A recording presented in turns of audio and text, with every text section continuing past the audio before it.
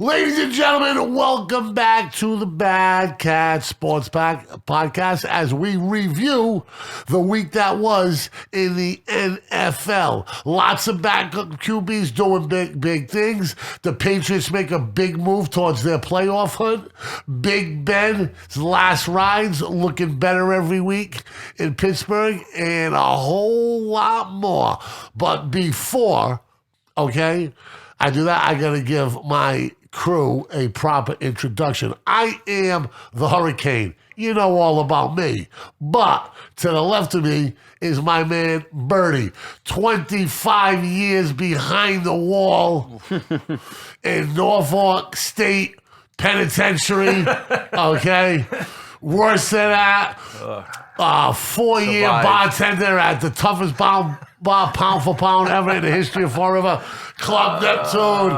Right? Now we're going blast from Hillside Mansions, better known as Hillside Manor in Columbus Park. My brother from another mother. That's right. It is Birdie in house. His name's not Birdman. Well, Birdie. I call him. Do people call you Birdman? Birdman, Birdie. How did you get the nickname Birdie anyway? That's a long story. Really? Yeah. How long? There was a mutual friend of ours that knew a guy in Boston, and it was a guy that he knew was a bail bondsman. His name was Gil Birdie. Yeah. And that name stuck for a little while. And then it was Birdie. Then it was Birdman. So. Really? Yeah. There's a few different variations. What, did an old guy lay the nickname on you? Older than you? Yeah, oh yeah. That's what usually happens. Well, there was Rhino and a few guys. Everybody had a nickname down there at my pony club anyways. And then, ladies and gentlemen, we have for you, rocking his Denver Broncos gear after a big win, but close to tears because what they're doing to his team. He is, without question, the undisputed, undefeated, under 21 sports talk champion in all of New England. Don't sing it because Rowdy brings it. Rowdy, welcome, and you're a brave man for wearing that Broncos jersey today, Thank boy, you. and I feel for you. Thank you. Devon Miller. The green of It is, yeah. That's Devon It Miller. is. A lot of people be burning that today. Never. A lot of people in Denver. I have so much of his stuff. It's crazy. I have a little action figure. I have a stuffed doll. I have like a 3D picture in my room. I have a sticker on my wall. This jersey, a smaller sticker. Way too much, but what are you going to do? He's my favorite player of all time. I don't think it'll ever be topped, but... Really? Yeah. The way Are that... you angry at all? Yes, at the organization for sure. Because when he was a free agent this year... He cried in his press conference, right? Yeah, he did. He cried when he was leaving the stadium, and then he was in a car, and somebody stopped him to talk to him, and he was like, you could see he was teary-eyed, and he said, yeah, I was getting emotional. He's like, hopefully I'm ready for Sunday against the Titans. So he's already looking forward to the game. But he said coming into the year, he never wanted to leave. He wanted to retire a Bronco. Sure. He signed a 1-year deal for not as much as we signed him for the first time when we made him the most expensive defensive player in history. And then, yeah, he said he wanted to stay forever, and the team it looked like he was going to, and now not anymore. So NFL trade deadline lose. Will the Bucks get help in the secondary? Will teams look for backup quarterbacks? And speaking of backup quarterbacks, that's a whole nother chapter that we got to get into. But first and foremost, we shoot this shit. What's going on, fellas? How was your weekend? Wasn't bad. The weather was a little lousy at the beginning, but then it turned out pretty nice, Sunday. Yeah.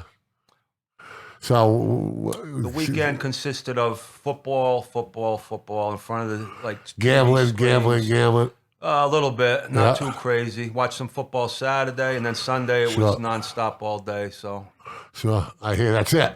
That was pretty much it. 19 prime for dinner on Saturday night. You talked about going, nothing like that. No chasing that long lost love. No. Low key, Mike. Low key's the word. You want me to put in a good word for you? She used to babysit me, Birdie. Listen, she used to babysit me. Yeah, I know, Mike. And she did. Yeah, I know. I'm gonna put it. I'm gonna put it in a good word for you. No, I think I'm good. I think we're good. She looks good. We got to get back down to You never want to say a woman looks good for her age, but this woman does. Yeah, I know she does. Have we heard anything from? How about the list of the beautiful babysitters I've had in my life? Were you impressed with that list or what?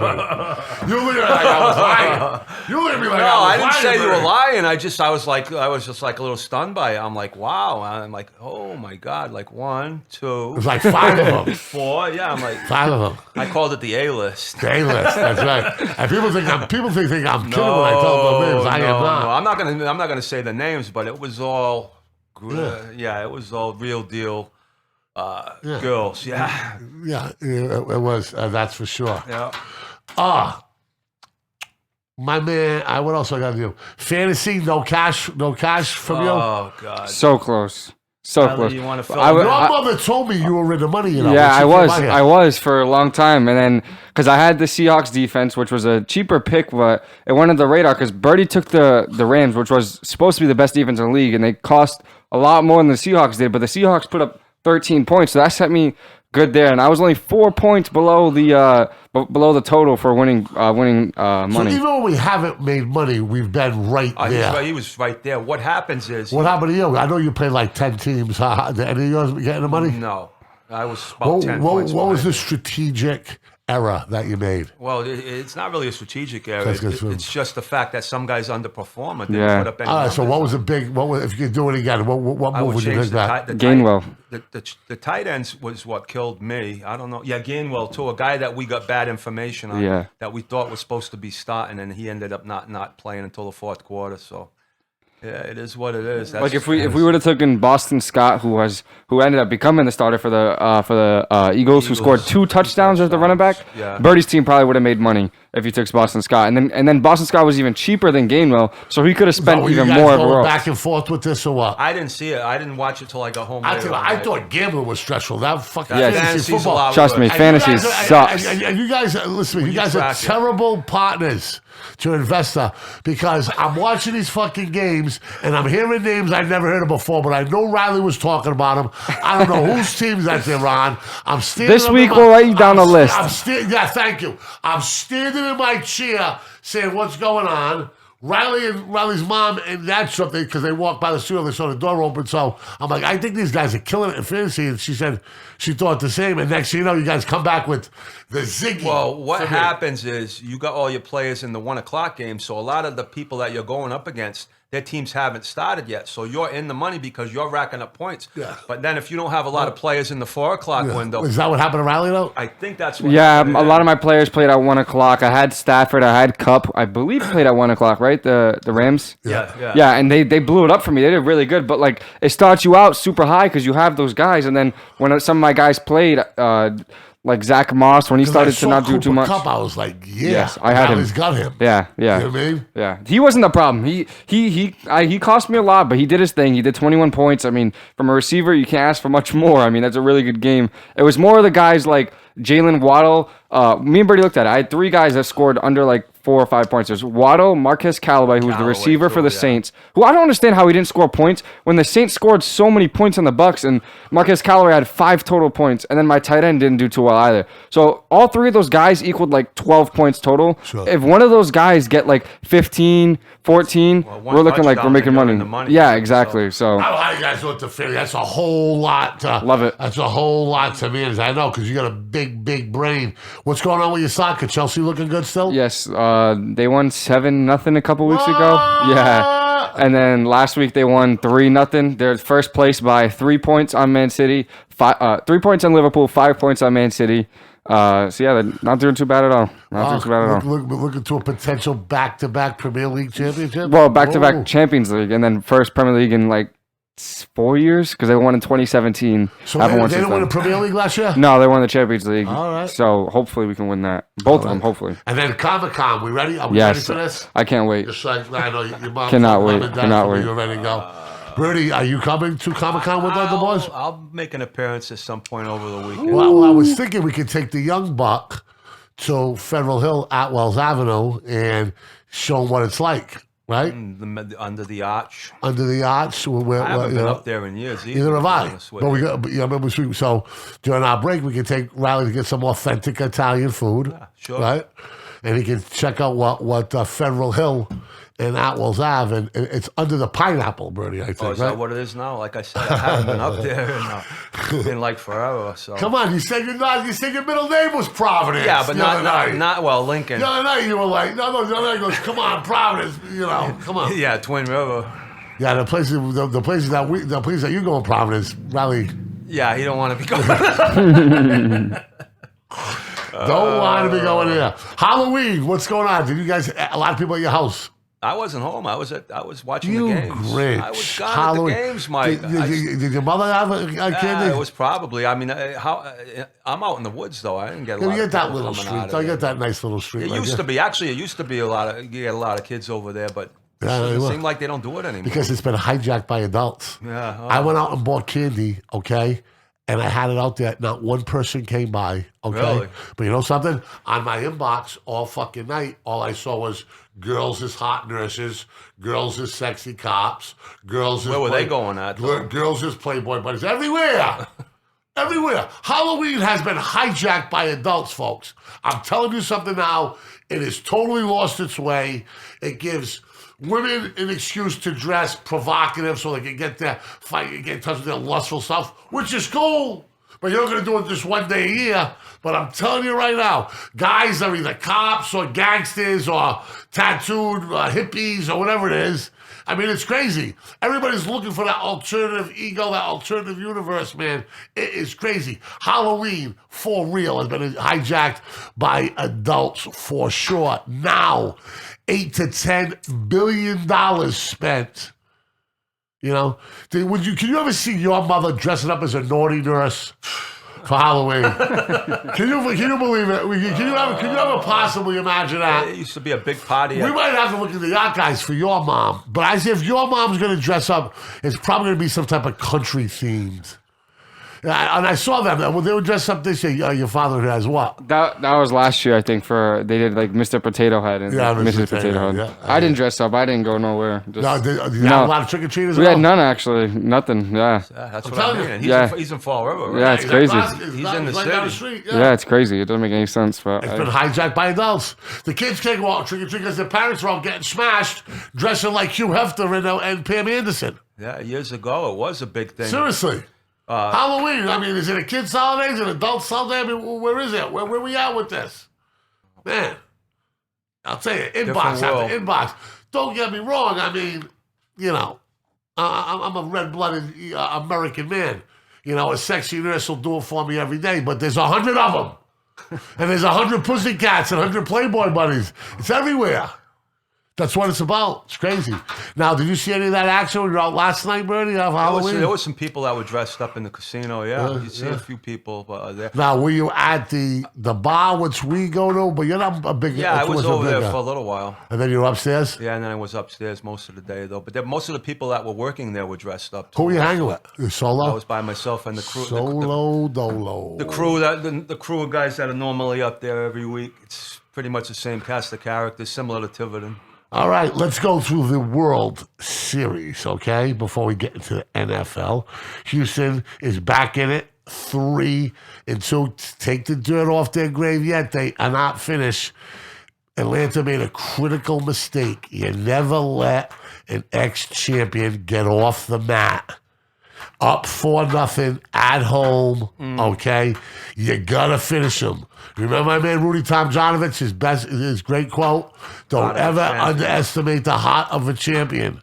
Okay, whether you like him or not, the Astros are champion. But that gets me to what I really want to talk about, Birdie, because I've been talking baseball for the last 4 or 5 days with different people and everything, right? Yep. And everybody hates the Astros. Non-baseball fans hate them. Like half-assed baseball fans hate them. The whole country. And it's because of the cheating. Yeah, well, you said that even in Texas. And you hate them too, Rowdy, right? For cheating, right? Yeah, for sure. The state of Texas is not rooting for the Houston Astros. I find that, how is that possible? You ever see those ESPN maps that just put them up like that? Yeah. You know exactly what I'm talking about, right? Yeah. Well, the Astros have still got a puncher's chance. Now they're going home, and they got 2 games at home.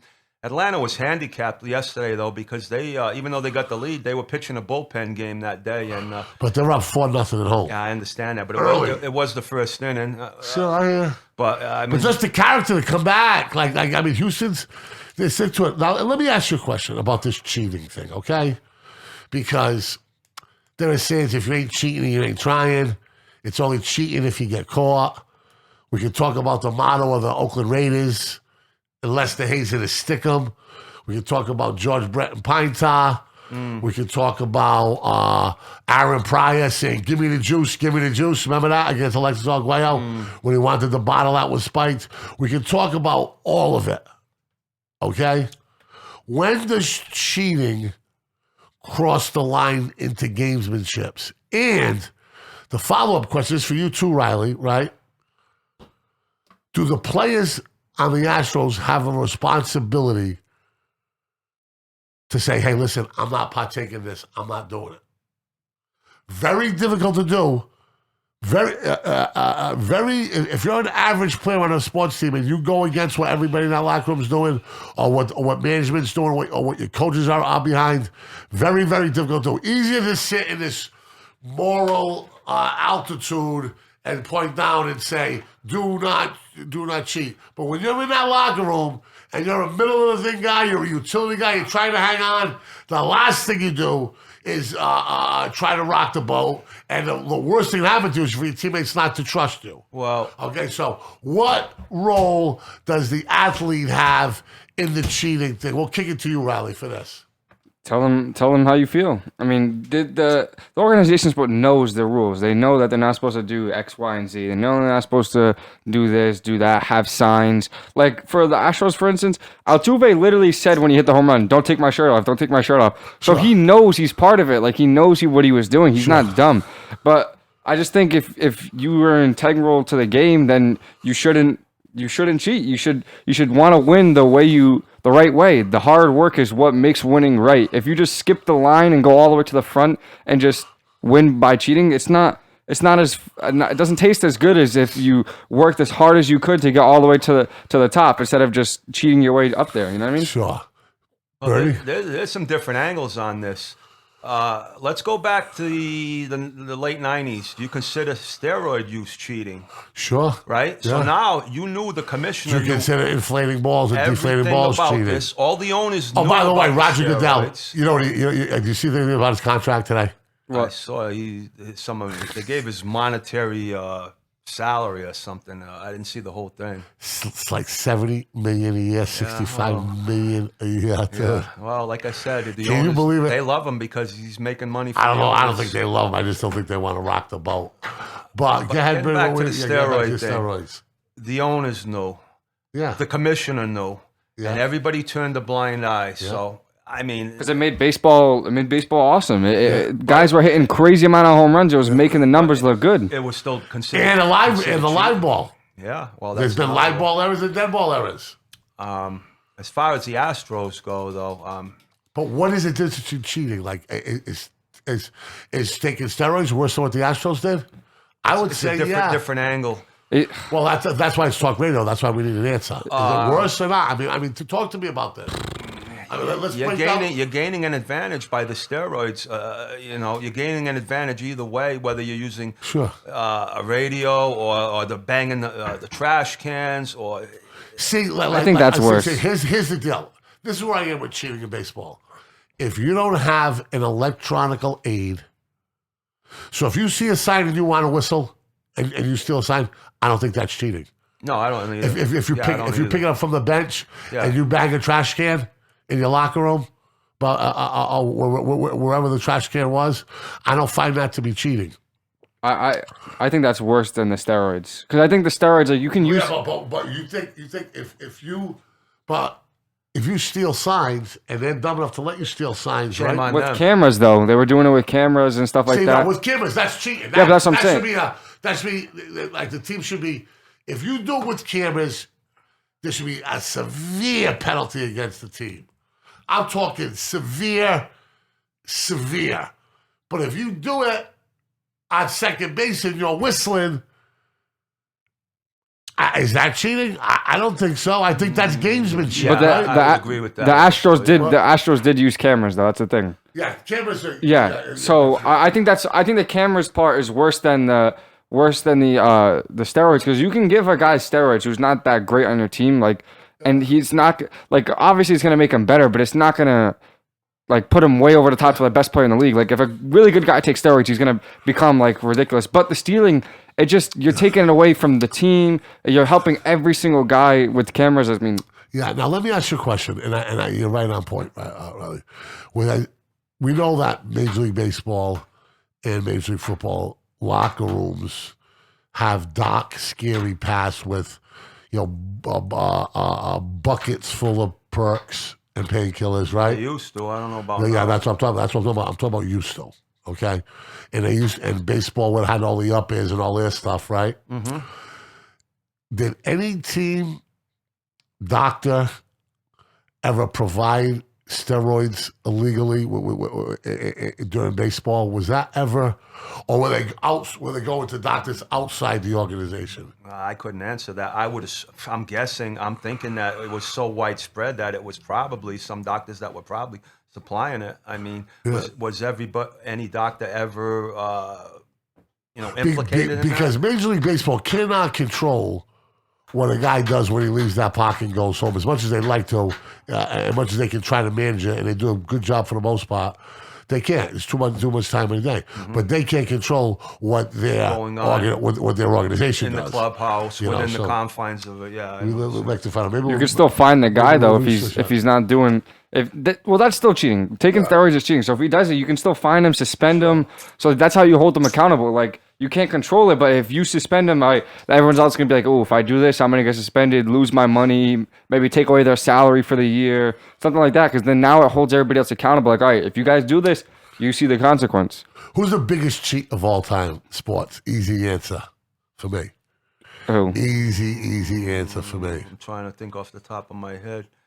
As cheating? Yeah, he had us bullshitting for a long time. I remember Gaylord Perry was one of the big Lance Armstrong. Oh, yeah, my God, okay. yeah. What? Yeah. Wow, how do you live like that, man? How do you live? Because you're getting everything. He was, name somebody else that did what he did, and it was as big as a name. This guy's made like $100 million from cancer. That's what I'm saying. I think he's a scumbag. Yeah. I mean, that's crazy. I mean, he was on 60 Minutes denying it. I mean, he was... Rafael Palmeiro looked bad in front of Congress. We've seen some dumb shit. Oh, Pete Rose wouldn't give in for years, but... Come on, brother. I mean... That's the worst one, I think. He didn't come to mind, but as soon as you said it, I was like, yeah, for sure. That's a bad one. That was bad hit. I mean, he was like, they would call him the world's greatest American. Captain America, right? Yeah, it's crazy. Captain America was on his shit. Lance Armstrong, that's it. Cheated. Okay. We got everybody hates the Astros. Birdie, what percentage of this World Series have you actually watched? Because for me, it could be at an all-time low. Yeah. I may be saying 4 or 5 minutes because I had the over in Game 3. About 4 innings last night because of the football all day. I might have watched more, but I'd been going all day long, so... Watching the NFL and then putting on like a Major League Baseball game is like hitting reverse when you go 55 miles an hour. That's a good way of putting it. It's like, whoa, let me slow down here. I'd like to see what the ratings are for this series too when it's all said and done. The Astros don't help. Like if the Red Sox in there, I think the ratings go up. Not just because I'm a Red Sox fan, but it's just like we talking about. Everyone hates the Astros. Why do you want to watch it? Like, I mean, granted, you want to watch them lose, but how long do we hate them for though? When does the statute of limitations? Well, I feel like once all of the players, like the core players, and like 15 years from now, all those guys are gone, retired, then maybe you don't hate them because none of those guys will even be involved in the team anymore. But as long as the core of Altuve and all those guys are still there. I hope I never piss you off, Rowdy. You hold a grudge like a motherfucker, no? For certain things like that, I don't like at all. So and you're an honest and ethical young man, and I hope life doesn't spoil that on you, because as it has me and Birdie. Righteous. Our whole life does Yeah, it. but we grew up a little different, though, Mike. You know? Yeah, I know, I hear you. Okay, in the NFL, the stories was the backup QBs. We're going to get to that, but big wins for Pittsburgh, Tennessee, the Patriots, the Cowboys, the Saints. Am I leaving anything out there? Green Bay Thursday. Green Bay Thursday. Just some The real, Eagles. just some real big wins. But again, the story of the day is the backup QB. Now, Riley, tell us that story you said about the guy White. Okay, so Mike White is his name, right? That's correct. So he was never the. Where is he from anyway? I don't even know what colleges he's I don't from. know. I know some of the other guys. I don't know about this guy White. I don't know where he came from. Yeah, so basically a couple weeks ago, Wilson got hurt. White came in. He's now the starter. And before the week started, some dude put $1,000 on Mike White to have the most passing yards in Week 8. And as of right now, he does. Yeah, 405. Was it his friend? Was it his homeboy? I don't know. It was just some random dude that they posted on a betting thing that I follow on Instagram, and it was 125 to 1. So he's at $125,000 right now if Daniel Jones or Mahomes doesn't throw for 406 yards. So I think everyone in the world is hoping that they don't, because we all have to see him win. And I think that the casino would try to buy that bet back, right, Birdie? They would. Normally, that's what they do. They'll give you a buyout option where they give you a percentage on that rather than see them have to pay out $125. Tell the world about the Birdie's buyout. To talk about what you would do, Birdman. In that particular bet there? You would institute the Birdie hedge, right? Well, if you could. Break it down. You can't do that. Yeah, but you can't do that with this bet, because this bet has to be made before the week starts. You know what I'm saying? You know what I mean? Hedge. He bet hedge. Balls out. He's got no choice. He bet that before the week started, so that was the only one he bet. Unless he bet 1,000 on all of the guys, you know what I mean? This guy should go Facebook Live from his living room. I'd watch him all night. Oh my God! I'd watch him all night. He just wants everyone to run. That's it. Everybody keep running. If he could hedge it, or if I could hedge it, what I would do is I would find out what the odds were on Mahomes and what the odds were on Jones for that particular week. And then you're getting a price, and on that price, you can play off the 125 that you would win to at least get something out of it. You'd have to do some. You'd have to serious be research. Yeah. I mean, for him to lose this week, you would find a way to hedge it, though, for sure. Well, you'd have to, because you're gonna. If you don't, and you lose 125 G, if Mahomes goes off tonight, but what if you say, listen, I started this with $1,000. I'm not hedging. I'm gonna let it go. I'm gonna let it ride, baby. Let it ride. I see a lot of people do that. Are you alive yet, Birdman? You don't want to be crying at the end of the night thinking, "Wow, 125." Real gamblers don't cry, though. For 125 grand, it's a lot of cake. I see real gamblers break TVs. I've seen real gamblers. 125,000 is a lot of money. That's a lot of cake. That's a lot of money. Yeah. Well, Mike White, do we know the college you went to? Why do I want to say West Virginia? Why do I want to say that? You're going to look that up. I know that Cooper Rush, I believe, went to Central Michigan. Western Kentucky. Western Kentucky. Mike White went to Western Kentucky. Far off. Cooper Rush went to, I believe, Central Michigan. And where the other kid? Yeah, he did. He played in the MAC. And what's the other guy? Simeon. Yeah, where did he go? That's my dude. Riley might know that. I don't know where he went, but I did like him. He was our starting quarter. Northwestern University. That's what Trevor Simeon went to. So Big Ten, but not known for quarterbacks. No. Right. Like, I mean, think about where these people came from. Central Michigan, right? Yep. Mike White went Western Kentucky. This guy goes to these not football factories, right? Not this born and bred football things. Small schools. Just guys that hang in there. Yeah. But can you imagine, okay, listen to me. Can you imagine 3 football crazed cities, right? Mike White, okay? His life like this. Now he's walking down Broadway.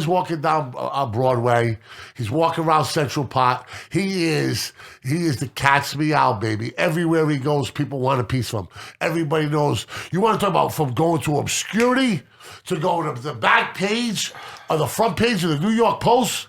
Well, there's 2 things about Mike White. Number one is they traded for Flacco. We were talking about this last week. I thought Flacco was playing. I had no idea this kid was even going to be starting.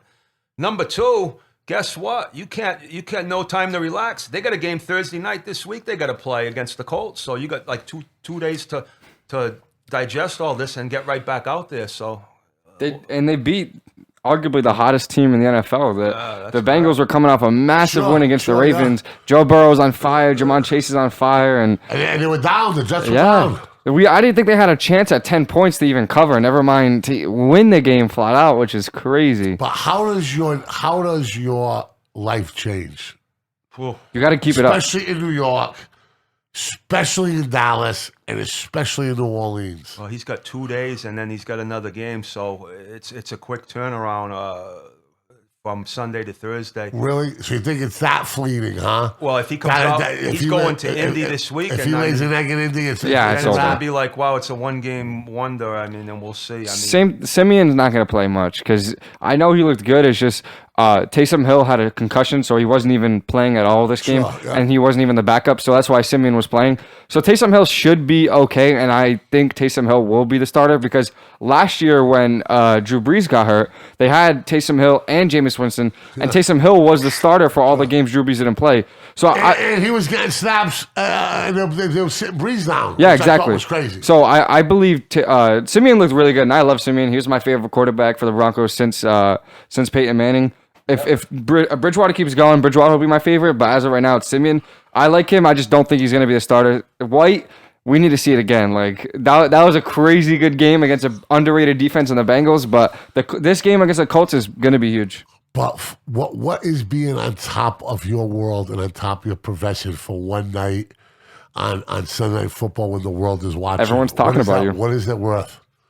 What is it worth to you, Birdman? Wow, that's and it's what's it worth to you? It's New York City. Your girlfriend goes from redheaded pimples and freckles, right, to Pam Anderson, just like that. For one day, no, I mean, hey, time out. 405 You yards. got an endorsement at Larry Lotz's Used Cars. You wake up in the morning and then now the Empire State Building. You're the king of the war, brother. No, you go from ashy to classy. You go from dirty sheets to silk sheets. It's mind-boggling. You go from a Hyundai. You go from a Hyundai to a Porsche. It's the closest thing in the world to kissing a frog and turning it into a princess. Right? You kiss this frog that nobody wants, that's been kicked around, been on 4 or 5 different teams, practice squads. All of a sudden, he gets opportunity. Through adversity comes opportunity. I say it all the time. And next thing you know, he gets kissed. And nobody saw this coming in a million years to throw for 400. And he's on the ride. It isn't even the 405 yards. It's the fact that he took that team and they were down 11 points with like 5 minutes left in that game. Yeah, and they won. The Bengals and come back, and that's what's mind-boggling. And okay, how do you manage to come down if you fall back up to earth and lay it done on Thursday night? Well, then it's called you 15 minutes. You want to talk about a high and a ride. My goodness gracious. Well, Cooper Rush might be the one that has a guaranteed least amount of time because they just said that Dak will probably play week 9.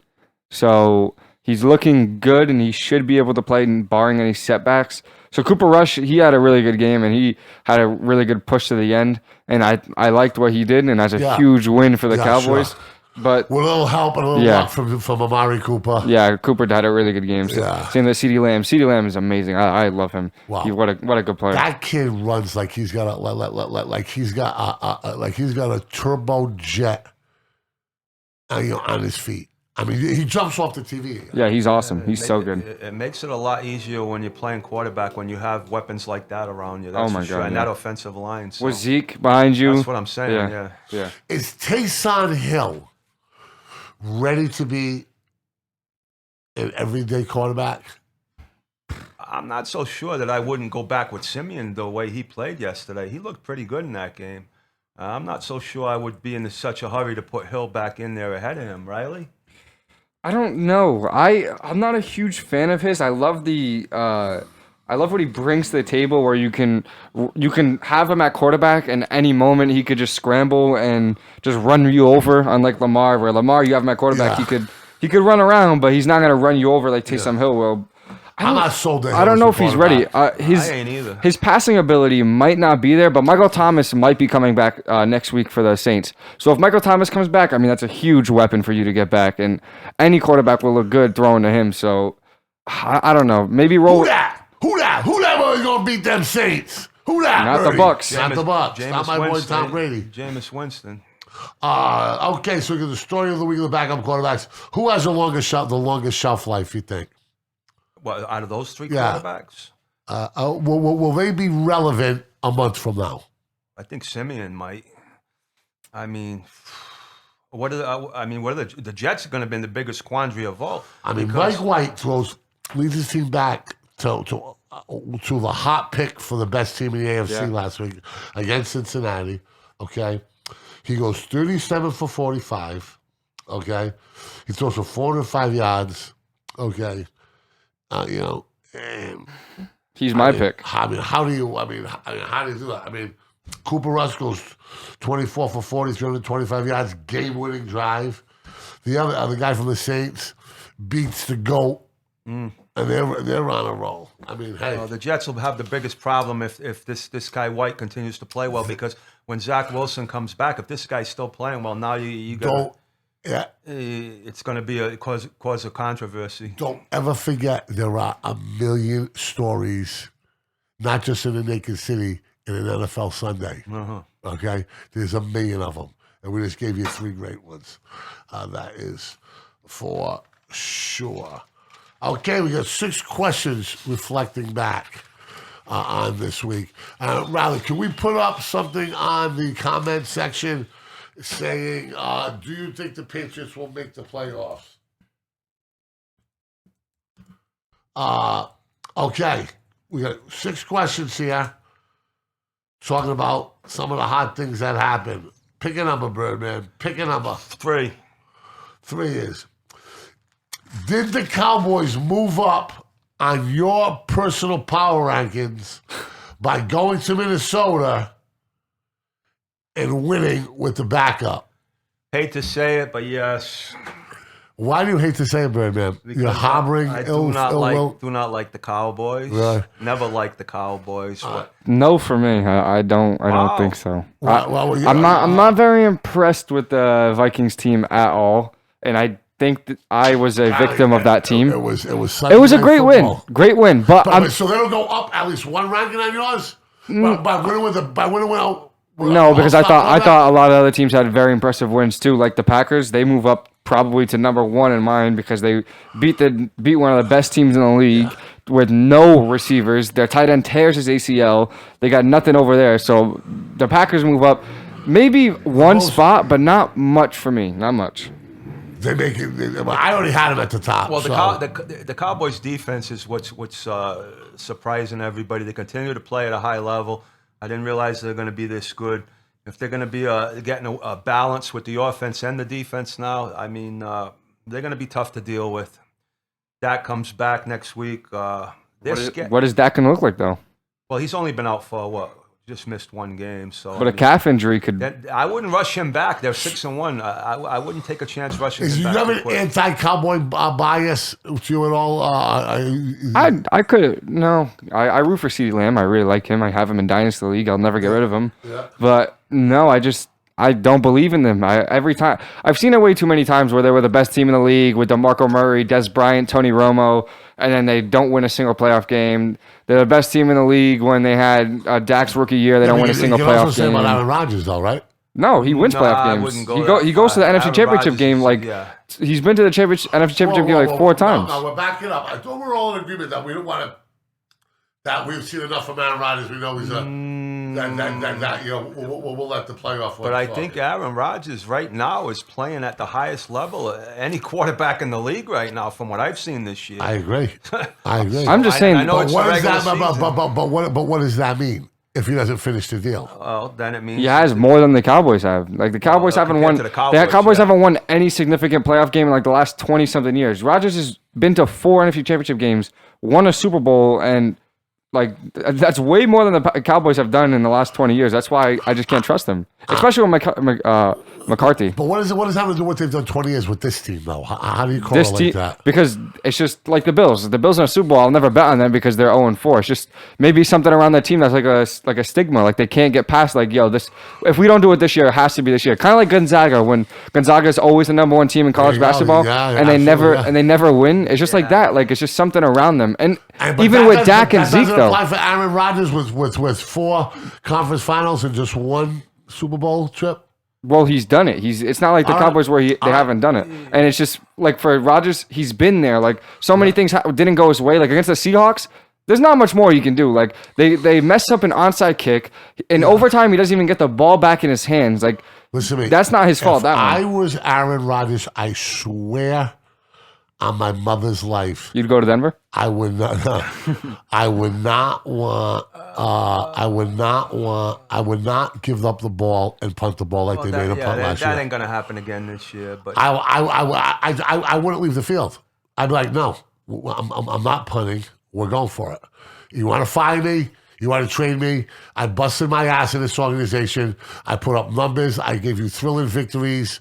I'm one of the best to ever do it. He's the best player in their franchise history. Some rookie coach is not going to take the ball out of my fucking hands in one of the biggest games of my life, going against the GOAT. It's not happening. I have a chance to go down firing my gun. Right? I got to trust Aaron Rodgers' gun or your defense. Get out of here. Not even close. That was one of the biggest injustices I've ever. As a Tampa fan, I said, this coach isn't going to be stupid enough to do this. Is he really? Is he really going to take the ball out of Rodgers' hands now and punt and give it to Tom Brady to just destroy the clock? He won't do it again. I can promise you that. First of all, we don't know that. Second of all, I mean, he might not get a chance to, but the bottom line is he did it, and it was a terrible, terrible decision for sure. Anybody else want to? So I think we're all in agreement that the Cowboys go up. I think they go up a lot more. But Riley says, you say they go up incrementally. Riley, not too much, but maybe a step. Yeah, Birdie, what do you think? I agree with Riley. I'll move them up a little bit, but so go and win a national TV game without your starting quarterback with a guy who hasn't played for 3 years. They did have a in little dramatic luck. Fashion in the last seconds. No, he did. Kid played well. He did get a little bit of luck on the Cooper ball that bounced into Cooper. Well, that's a guy. That's a play. That's a play for the Cowboys. That's making a play for them. The Cowboys defense did play very well in that game. I'll give them credit. So why they just go up incrementally? Because Kirk Cousins and the Vikings. Kirk Cousins has always been a terrible big game quarterback. Yep. The Vikings, Mike Zimmer's been a terrible big game coach. There you go, Birdie. Lay it on me, baby. I cannot take the Vikings seriously. That's a game that the Vikings absolutely have to win without Dak Prescott there. And, Hey, Birdie, guess what? I bet on the Cowboys. Yeah, even though that he wasn't playing. Because I believe in him, baby. I believe. How about them Cowboys? You were rewarded last night. We'll see what tonight brings. All right, pick a number. Number one. How do these backup QBs perform like they did? And is it fool's gold, meaning it'll never happen again for them? That's correct, to a point. First of all, Mike White's not going to throw for 400 yards again. Mike White's not walking through that door, Birdie. Are you sure about that? Well, now he's going on the road into Indianapolis, Indianapolis going to be very heated with losing the game to Tennessee. This is a game that Indianapolis has to have. So he's going to be on a short week, trial by fire. I'll give you the other two guys, Riley. Cooper Rush. Cooper Rush is not going to play any more games unless Dak is coming back. So I'll take him out of it. But Simeon needs to have a great practice. He needs to not miss anything in practice. Needs to be perfect. Show up early. Leave late. Because he's wicked smart. Yeah. And he can pick up the Englishes and Peyton's offense. That's why he's the backup. I'm just saying. Yeah, I believe he won the Super Bowl with us as a third string quarterback. He was one of the people that won.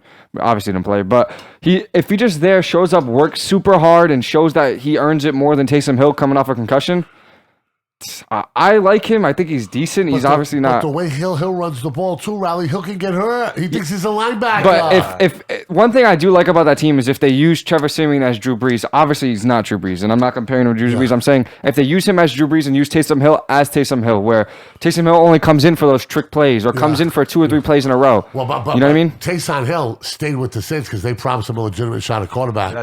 So he ain't going to go with that platooning bullshit. I'll tell you that right now. Well, he should. I would use him exactly how you said I would. Yeah, it's a perfect change of play. It's perfect change of pace. It changes everything up. Did you guys watch halftime when they asked Drew Brees would he go back? Did you see it? I thought it was fascinating. I didn't see that, no. Yeah, they asked him. What did he say? He said back where he talked about his next assignment that he had for NBC football. You got Alvin Kamara in your backfield. That's a nice luxury to have as a quarterback. If you're Drew Brees, do you think about coming back? You know what? They're all going to think about it. If this, no, you never know with these guys. Riley, don't say no. Of course we know. We've seen the way that they lost, it was just perfect ending. Winston's out for the year. But it's perfect ending. Like it's just you lost in your home field. You waved by before you even said you were going to retire because everybody knew it was his last season. Like it was just you could see like he wasn't at that level anymore. But Riley, Muhammad Ali changed his mind. Willie Mays changed his mind. They all changed their mind. That's fine, but I don't think he has it in him. He just didn't look that great. In the last playoff game, he didn't. I picked the Saints to win in my pick 'em. So you think that Trevor Siemian gives the Saints a better chance to win the playoffs than Drew Brees would if he came back?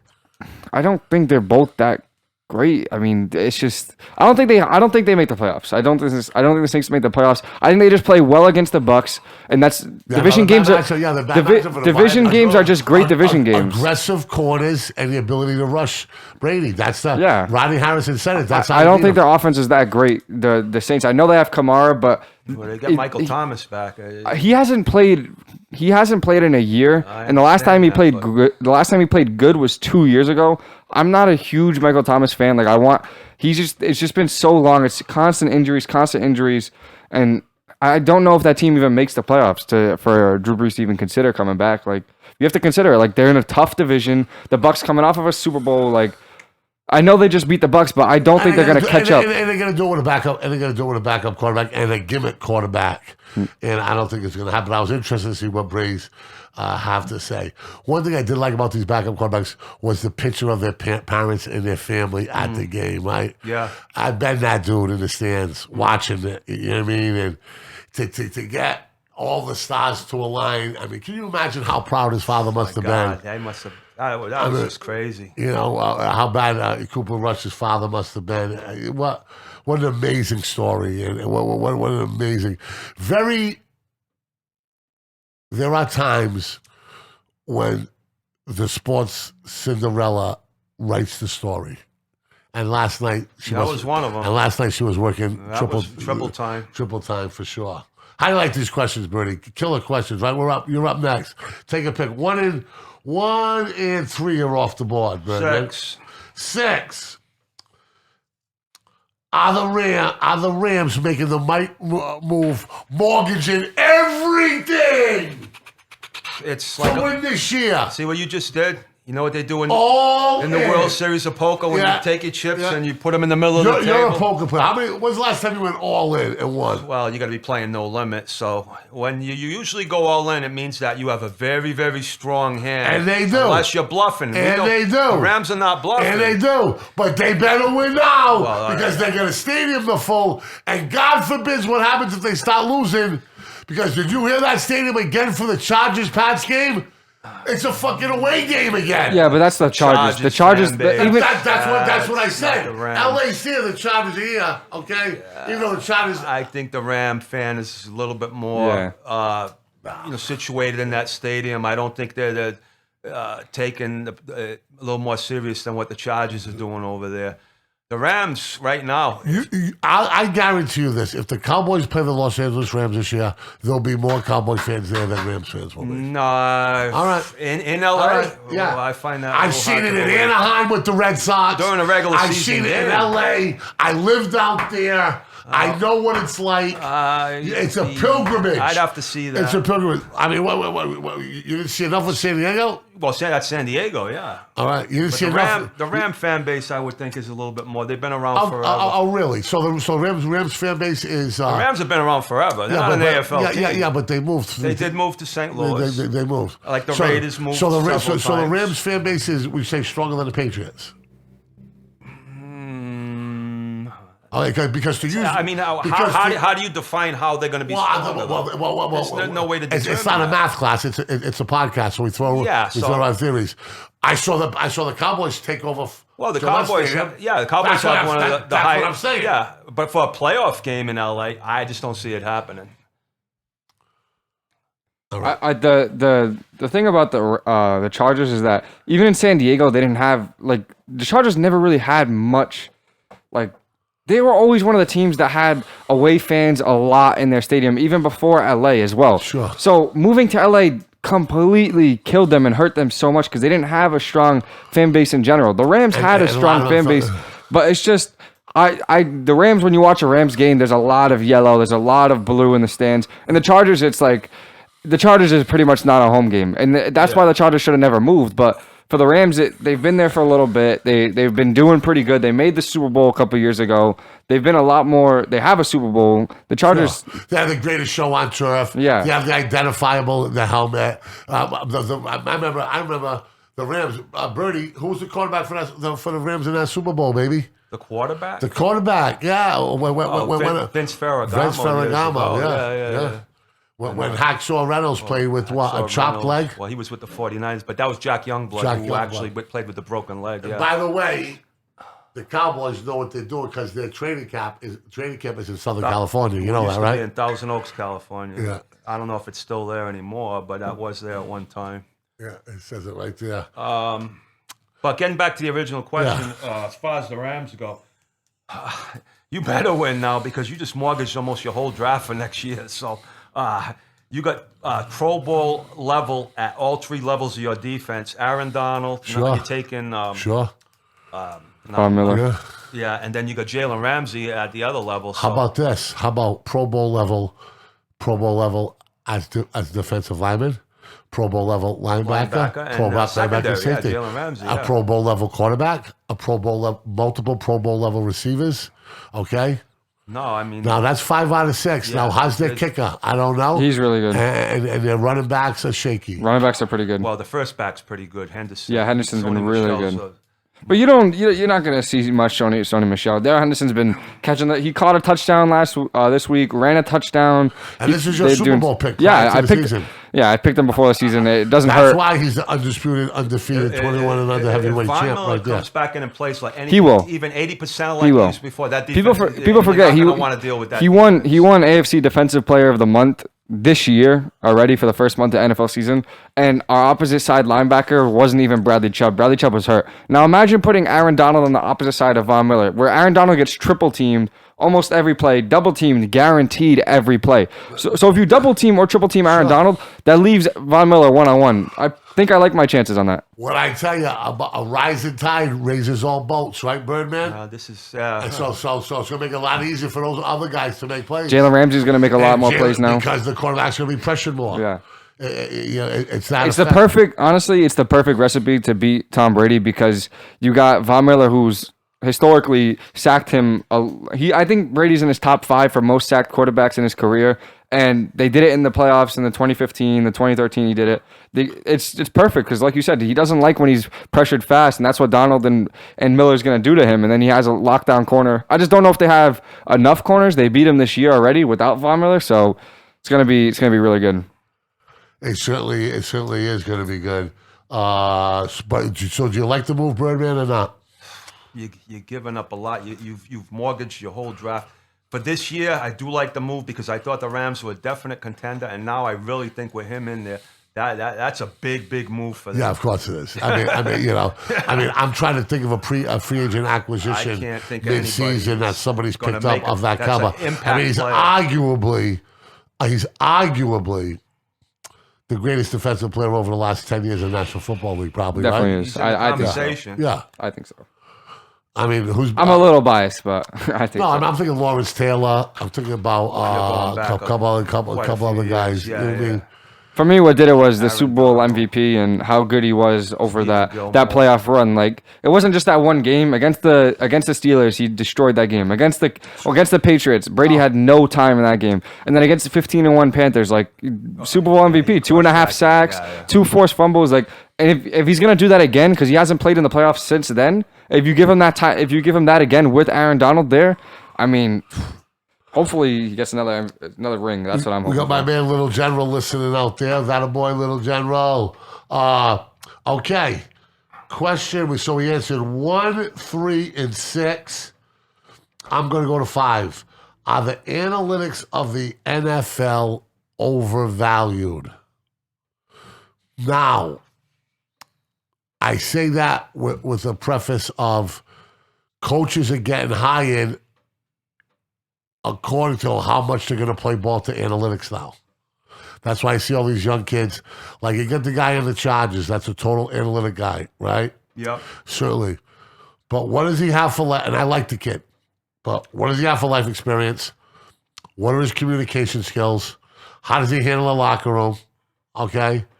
How does he determine practice habits and all of that? Mm-hmm.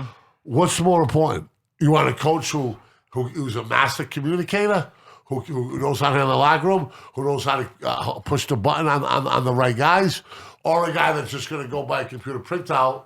But I'm not sneezing on a computer printout because it's running the world of sports, by the way. I know it is. It's running, and I don't like it. It's running the world of sports. I don't like it. I don't like it in the NFL, what I'm seeing, too. And Did you watch the Ole Miss game and how many times Lane Kiffin went for on 4th and 2 and 4th and 3, down 6? No, but McVay was doing the same thing in the Ram game yesterday. Every 4th down play, he's on the 10-yard line, and he's going 4th and 4, 4th and 6, and they're guaranteed 3 points every time, and he just kept going for it. I mean, I don't understand the logic of some of these coaches. We've seen it backfire on teams earlier this year. Look at McCarthy in the game against the Patriots. His analytics in that game, I don't know what he was thinking. The only one that I did like was when the Bills went for it on 4th and 1 in the Tennessee game on Monday night. That one I thought warranted going for it on 4th down, even though because it was for the game. But these guys some of these coaches, even Reich from Indianapolis, he's another guy that he's going for it every single time when you got an automatic 3 points sometimes. I don't like it, but it seems to be the wave of these NFL coaches. You got to know when to use it and know when not to use it. But that's the whole thing about analytics. Yeah. You can't be halfway pregnant. You got to use it adult, because what they're going to say to you is this. The first example of analytics I ever heard was Rick Pitino applying it to the PC Friars, right? Mm-hmm. And this is a lecture. And this is like rudimentary analytics. Okay. You take 10 shots. Mm-hmm. Okay, you shoot 40% inside the arc, 30% outside, right? Okay. All right. So you go 4 for 10 shooting twos, and I've told you this before, Birdie. Yep. You get 8 points, right? Yep.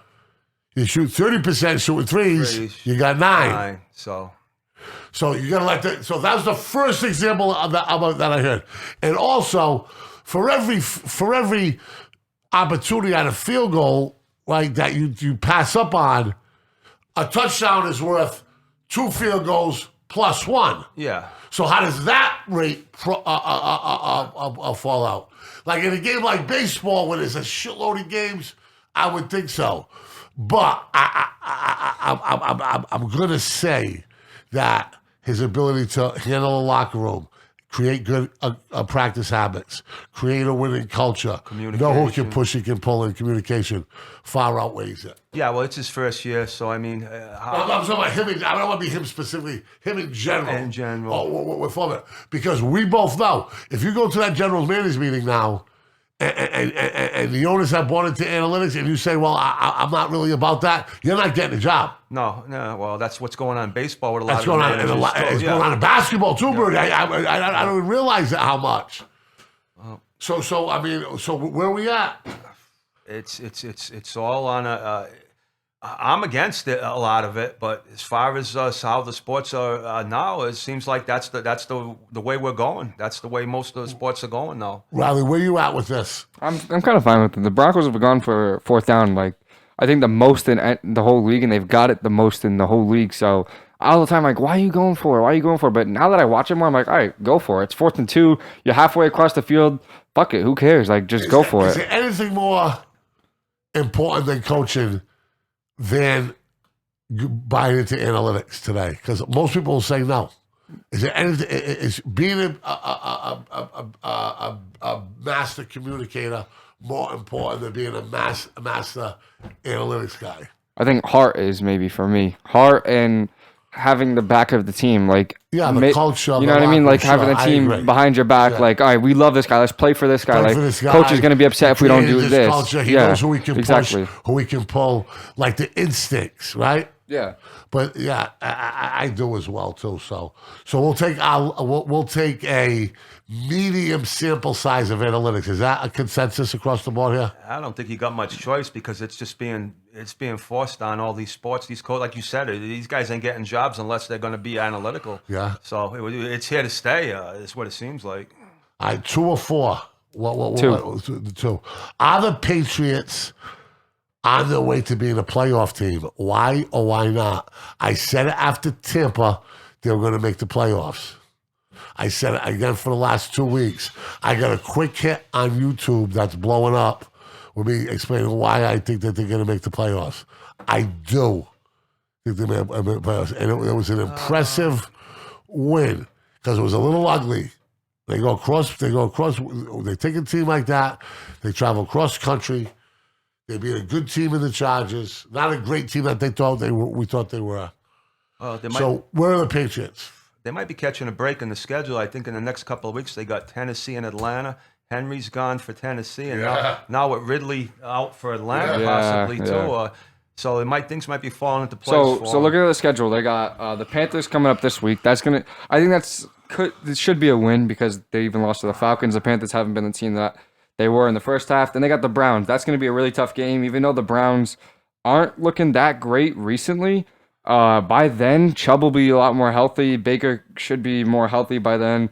Then the Falcons, that should be a win. The Titans, even though it's not Henry, their backup running back, Jerick McKinnon, I believe his name is, he's obviously not as good as Henry. I'm not going to hype him up to be anything like Henry. He's not bad, though, and I'm not saying he's going to put up anything near Henry's numbers. Their offense could sustain in that, but I don't think it's going to be as Let me good. ask you and Birdie a question here. When you look at Henry's stats, out of 100%, how much does the offensive line contribute to that? At least half, right? You would think. What? You would think, right? You would think. So you would think that anybody behind that line is going to be effective. You would think, right? It's the secondary. Once you initiate contact. Yes. Now Henry. Once you initiate contact, you're laughing because you know exactly where I'm going. There's nobody in the league that wants to tackle this guy. It's the yards after contact. He's got a pretty decent offensive line he plays behind, but no matter who you put back there, they're not going to get those secondary yards that Henry does. So.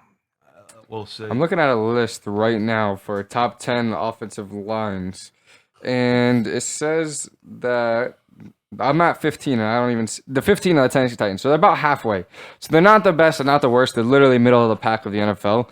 So he should be good enough. Like if the offensive line can create holes, running back is the most replaceable position in all of football. And as good as Henry is, like, running back is very replaceable, and that's why we've seen running backs not get paid often, because how often have the Chiefs just, like, they lost Kareem Hunt, we're like, yo, what are they going to do now? They find the next running back. Like, they're replaced so quickly. Henry's a different story, but I still think this other guy could open up some stuff. I mean, we thought quarterbacks were irreplaceable. Look what we saw this week. I mean, it's crazy, but I agree with you, Riley. So, playoff picture for the Patriots is going to be tough because the Chargers are at 4-4, the Steelers are at 4-4, the Bengals, who are also in the wild card, are at 5-3. And then they got Buffalo twice.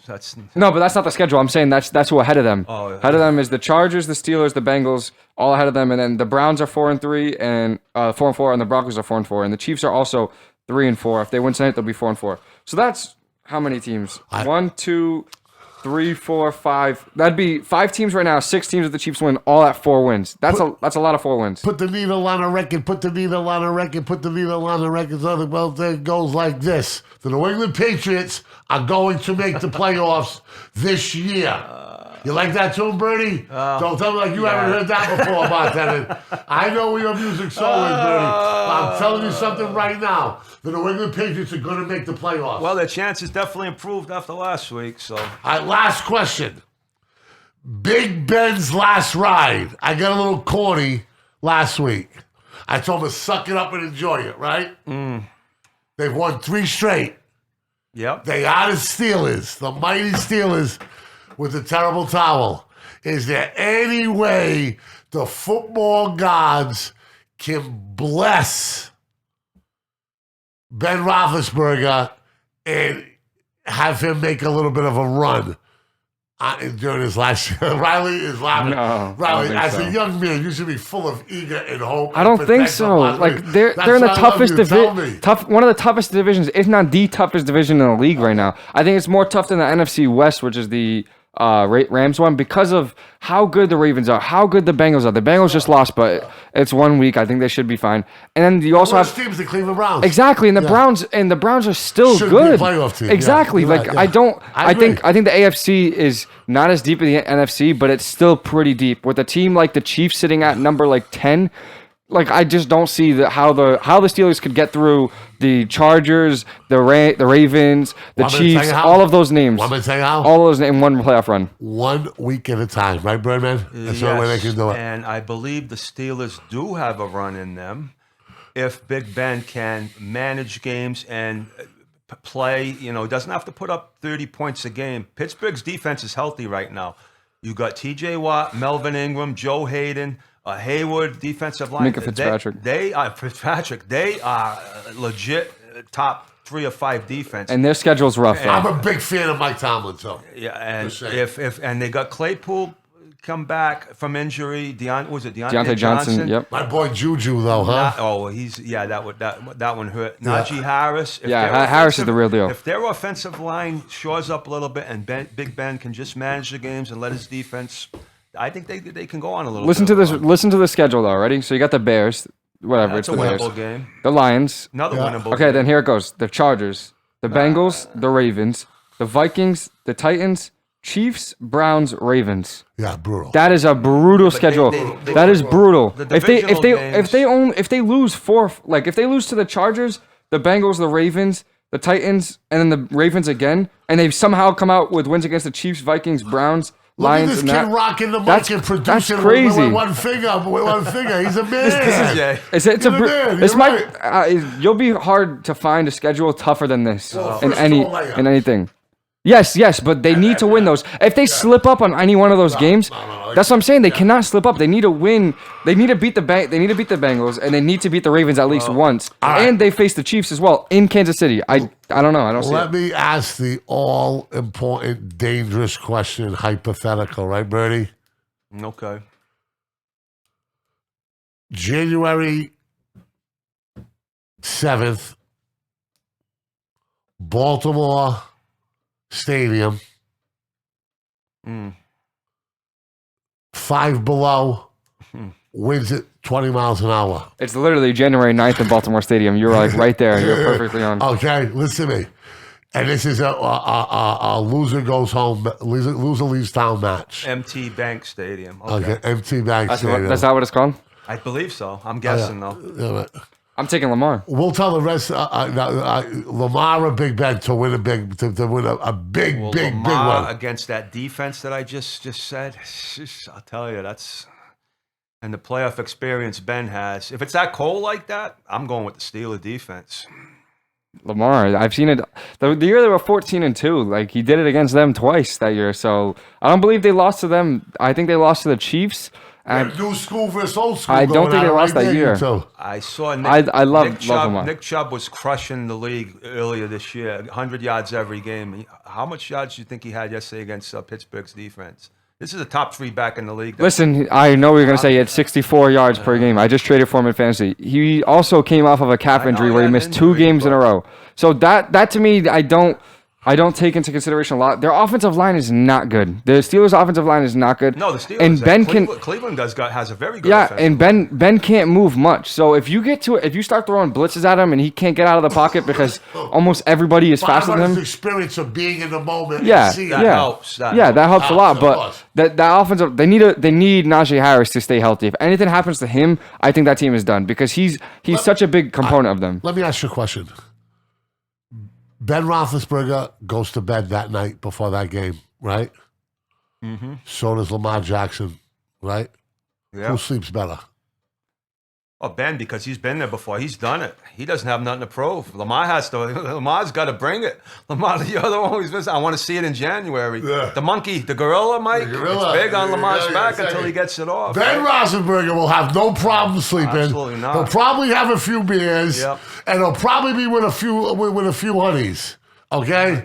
He's been there, done that. It takes these guys. Remember Steve Young? Riley, do you understand where we're going with this? Yes, but I also think it's just blown out of proportion how big the monkey is on Lamar's back. I think year one when they were 14-2, yes, that monkey must be a motherfucker because it don't exist. Yeah, but it's been used in every fucking sport in the world. I want to see this monkey. It's What's last he year. Look like? Is he a gorilla? You know who he is. You had it on your back with the Red Sox for 86 years. Yeah, I know. I never see that.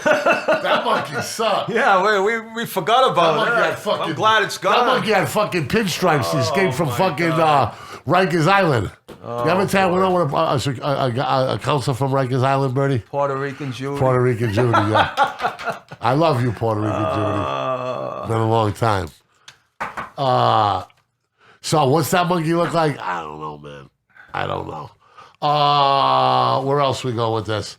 Scores. What score surprised you the most? Well, what game surprised you the most? It's not even close. It's the Jets game. They were down 11 points with 5 minutes left against one of the hotter teams in the league. That one was a shock. I was surprised Tom Brady didn't deliver when all he needed was a field goal in the clutch. I was surprised. After bringing him back from the 2 touchdowns, very surprised to do it. Yeah. I think the Eagles one was a little surprising as well because it was, 40-something to 6? 4-6. Yeah, I mean, I picked the Eagles to win, but I didn't think it was going to be 44 points. I haven't seen them score that much, obviously all season, but I haven't seen them score a lot of points and even close to 30. So that was massive to me. That one, I like that one. My man, Little General, lives in Baltimore. Says he hasn't put on a coat in 10 years. It doesn't get that cold in not Maryland in the winter. Yeah, so Lamar should. All right, so all right. My thing was, I'm surprised. I got to give it to my boy Brady when he gets it, but I got to give it to my other end. Regardless of whether Goodwin was supposed to cross the face of the wide receiver, as everybody reported today that he apologized for not doing it. The bottom line is, heavy as head that wears the crown. When it's rolling, you get all the goat. When it's not, you know what I mean? You get oats. And, that was my biggest surprise of the day. You? Like I said, the Jets. Tom Brady not finishing off. Everybody were at that casino. Everybody was just waiting for it. No, everybody figured that he was coming down. We've seen it a million times, and nobody expected I thought so too. That. I thought it was over. Do we take that for granted, though? Really, how hard it is to do what those guys do? What Aaron Rodgers does, what Tom Brady does, routinely. Fucking routinely. Well, that's why, how could that coach take the ball out of Rodgers' hand last year? As a Buccaneers fan, I was like, I think the game's over. How many guys in the league? There's only a handful of guys. It's not like there's a lot of guys in the league that you guarantee know when they get the ball that it's going to be 6 points. I mean, I can only... three if you I can only three. A handful of guys. Like before analytics, right? Before advanced scouting, before self-scouting, wasn't one of the rule of thumbs of sports is put the ball in the best player's hands, right? In any sport, right? Absolutely. Now, how can you tell me that their defense is going to has a better shot of holding Tom Brady back than Aaron Rodgers has a better shot of getting a yard and a half or whatever it was? I don't know what was going through that guy's mind there. I don't know what he was thinking. It's crazy. It's crazy to me. Okay, what biggest surprise for you? The Eagles. The Eagles. 44 points. I mean, that number. I'll tell you what, that number jumped up. If you would have told me that the Eagles would be the highest scoring team in the NFL this week and they score 44 points, I would bet you that I would run bare ass around Maplewood Park and Pete Rose slide into home plate if it happened, but it happened. Okay, which team you buying? Which team you selling going into next week? I am buying the New England Patriots, and I am selling. I am selling.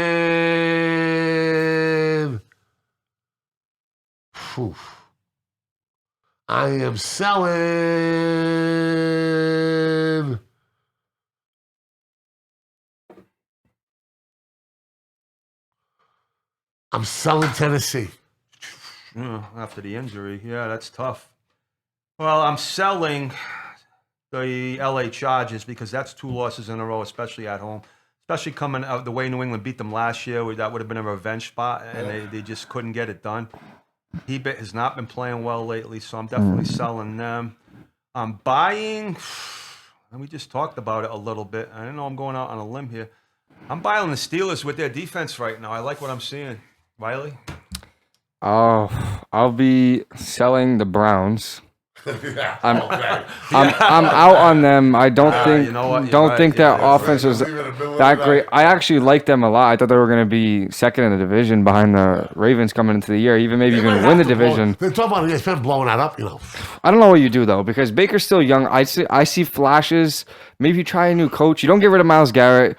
You get rid of Myles Garrett, that's like a Von Miller move. Makes no sense. He's a once-in-a-lifetime kind of guy. What the hell happened? So I don't know. Wow. That one you definitely get rid of. You definitely get rid of Odell. What happened? They might have been better off playing Keenum yesterday in that game. If Mayfield's hurt and he's not effective throwing the ball, I mean, you're hurting your team if you're playing injured like that. I mean, I don't know. And then and hold up.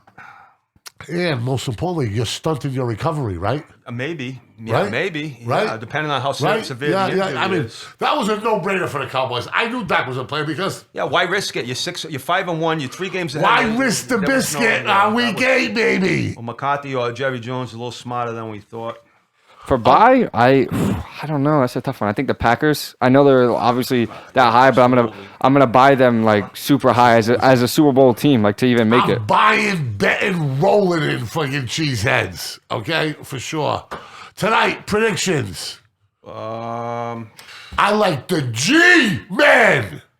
Chiefs statement. Chiefs statement win. Chiefs in a big win here, and they come back and be like, all right, these are the guys we are. He wins the pool if. No, not just that. I just think it's. I don't think this is gonna keep happening. I just. No, do you guys have a line? I think Mahomes is too good. 9.5. I think it went to 10. It was 9.5 at the beginning. Yeah, 9.5 when we did it. 10.5 tonight. Yeah, I know. It's 9.5 when we did it. So he's only laying 9.5 in the pool because that was the original line at the beginning. But I just don't think this is going to keep happening. They're going to make the playoffs, and this is when they need to start winning. I think big statement win, big game from Tyreek Hill coming, big game from Kelsey. What you got to watch with the Chiefs tonight is they've been getting beat up physically in these games, and if they come out tonight, Mahomes is going to score points. They just cannot continue to get beat up physically in these games. Otherwise, it's going to have a multiple effect as the season goes on. The Swag has a sprained ankle in Kansas City. I think I left him for a half a second. I'm not sure if they get it back this year. Do you want a trivia question or no? Absolutely, but you build that up. Listen, I'm waiting on what kind of fucking crazy dribble. Here we go. I should have had Chris Paul, by the way. Oh, well. I should have had Chris Paul. You are a basketball guy. So. Yeah, I know. All right, this is... Actually, I'm a Renaissance man, Birdie. Many things. Okay, here's what we're going to do. This game's called 3 Strikes and You're Out. Okay, all right. I'm going to flip the coin here. Who's going to be going I go first this time because you went first last time. Here's how we're going to play this. I'm going to name a team, and it's going to be a championship team. I have the roster in front of me. You have to name one player on the roster. Then it goes to the next guy. Okay. Once you miss, you get 1 strike. Okay. Is this baseball? Okay. Oh, yeah, this is baseball. But you can play this because this is recently. So I think he's going to win this one. There's no excuse for you on this. He's going to win this one. Oh, no, come on. Okay, here we go. The 2018 World Champion Boston Red Sox won 108 games and set the record for 108 wins. Okay. On their roster, I have 42 names. Mikey, he's going first. So I go first. Whoever goes first. I go first. Just have to give a name and then we're going back. Mookie Betts, go ahead. Give me that pen so I can cross these names. Devers. Hang on, give me the pen. So he's got Devers. Hang on. So Devers and Betts are out. Xander Bogaerts. Okay, Go ahead, Mike. Wait a minute. Davis, Betts, Bogaerts. That's correct. Mikey, you're up. Evaldi. Yeah, Nate Oddly Evaldi. enough, that was my next one for That some is reason. Correct. Riley, Chris you're up. Sale. Hang on. Chris Sale's correct. Mike, you're up. Kimball. Craig Kimball, that's correct. JD Martinez, go ahead. JD Martinez, that's correct. Mike, you're up.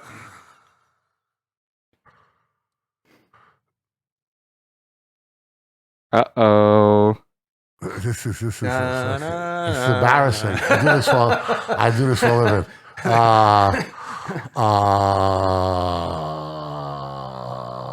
I got 3 loaded in the chamber. 3 of them.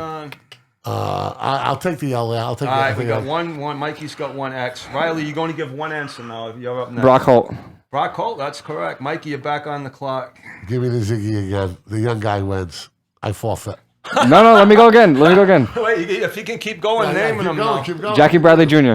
Go ahead. Correct. Jackie Bradley Jr. Okay, right. Go ahead, Riley. Can I get back in Go again? ahead. You can Yeah, get back you have in. one more strike. You got one more strike. All right. The white boy, right? Benintendi. Oh, that was my next one. You're up. You said him. Okay, hold on. Christian Vasquez. That's correct. Yes, you're right. Mikey, you're back up Cruz. again. Who? Cruz. There is. I don't believe there's any Cruz. There's not a on this Latino list. named Cruz. So this is the first. This is to win right here, right? This is the win. Wait, I'm going to give him one bonus question to get back. Okay, but this is to win. Hold on. This is to win. This one's a little tough because I'm going down the batting order. I believe it started JB. I think. Hold on, because I know Mookie was around there. JD Martinez was around there. Vasquez was towards the bottom. Base? Devers might have played around there. Then hold on. Holt was a utility guy playing all around. Damn, I saw that parade too. I have a shirt with all the guys on. You know all. Price, David Price. That's for the win right there. Okay, you're going to get the bonus question. This player on the Red Sox that neither one of you guys named was the World Series MVP. Ooh, okay. Who was it? You haven't named him yet. He was the second. He might have been the second baseman or the first baseman. World Series MVP. Was his name David? His first name? That's incorrect. No. Okay. He hit like 3-4 home runs in the World Series. That's correct. I know exactly who it was. I know his face. I just don't know his name. God, he was. Look up his. I want to look up his position. I believe he was an infielder. I definitely think that. He played some first base probably. From what I recall. Yeah. Oh, I got him now. So I'm going to start giving you some of the other names that we didn't get on here. How about Machine Gun Joe Kelly? Yeah. Oh my God. Rick Porcello. Yep, Porcello. Yeah. Eddie Rodriguez. Yep. yeah. Brandon Workman, who was a reliever. What's How about Dustin Pedroia? You forgot about him. He was on that team. Can we get initials for this MVP? Yes. What was it? SP. Oh, I know it. 100%. I know it. Yeah. Is it? No, I was gonna say his first name's Steven. I know that, right? Yeah. It's not Price, right? No. I know Steven. Stephen Pierce. Yeah, that's what it was. I know. I knew it was Price or Pierce, something like that. And World Series, I mean, that's gonna be the most obscure World Series MVP ever. Dustin Pedroia, Hanley Ramirez. I should have had Hanley him. Ramirez. Matt Bonds. I should have had Matt Bonds. How about Sandy I gotta Leone? lay off the drugs. Sandy Leone. Oh my Who God. else was on this team? Workman, Stephen Wright, the knuckleballer. Tyler Thornburg. That was a good week this week. And Drew Pomeranz. I like that one. Wraps up the trivia. Now, but listen, my suggestion is this, right? Yep. Soon as somebody fails to name them, if the other guy names like 3, Oh, okay. then You can give do it the that winner, way. and then All right. then say, okay, name me 10 Make guys 3 from the Super Bowl champion 4 years ago. Do 3, but that's a nice job, Birdman. Well, give it a That's shot. a nice job. I figured it. Teamwork makes the dream work, baby. I had to make it so some that he would be. Absolutely, sure. We could do one where it's like I try to name more players on X team, while he tries to name one on Y team. Like there you who go. knows more about their team, yeah, their favorite team. You know what I mean? Something like The that. Super Bowl when I was 20 and when you were 20. I Yeah, like exactly. that, You know what I mean? that. Yeah, I like that was a that. good one. All right, BadCatz, Sports Catch. You know how we do it. Peace.